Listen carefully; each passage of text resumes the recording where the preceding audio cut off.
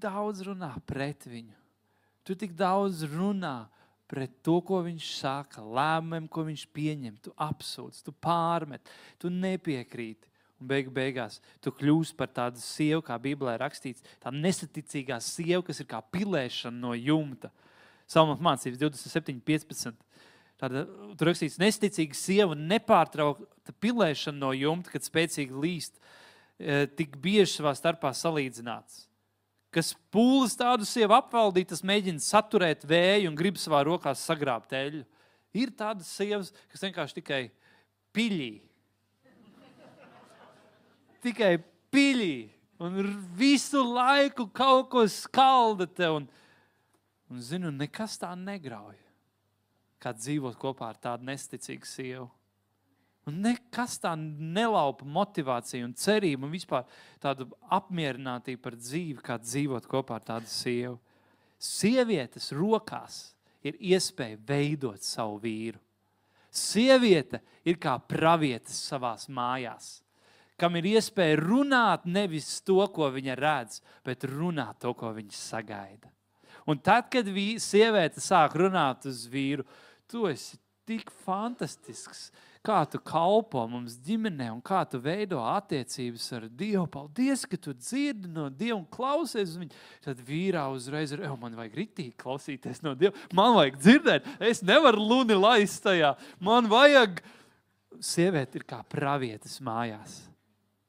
Dāmas, jums pakļaujieties saviem vīriem, bet nevis vienkārši darot tikai to, ko viņi saka, bet jums ir iespēja cienīt, vērtēt, un jums ir iespēja runāt, runāt, kad notiek tas, ko jūs sagaidat un gribat redzēt. Salmu pamācības 12. nodaļā, 4. pantā. Lācijas rakstīts tā, tikumiem apveltīta sieva ir savu vīri krāšņs vainags, bet ļauna ir kā sastartojums viņa kaulos. Bet angļu valodā vienā citā tūkumā ir rakstīts tā, ka tikumīgas sievas spēks un tāda pilnība pārveido viņas vīru par cienījamu ķēniņu.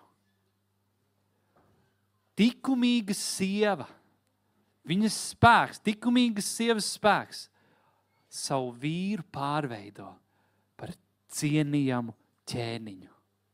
Iedomājies, tev kā sievai ir tāds potenciāls to puiku, kurš tikko vēl gulēja mammas gultā, kurš ēda mammas gatavoto plovu, kurš ņēma naudu no mammas, pārvērst to puiku par cienījamu ķēniņu ar savu gudrību, ar savu tikumību.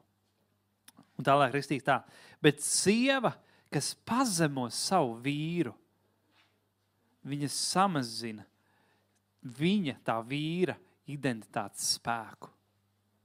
Sieva, kas pazemo savu vīru, angliski disgrace, jeb tā kā liek kaunā savu vīru. Viņa laupa vīra identitātes spēku. Un tas vīrs sāk pats domāt, bet es jau neko nevaru.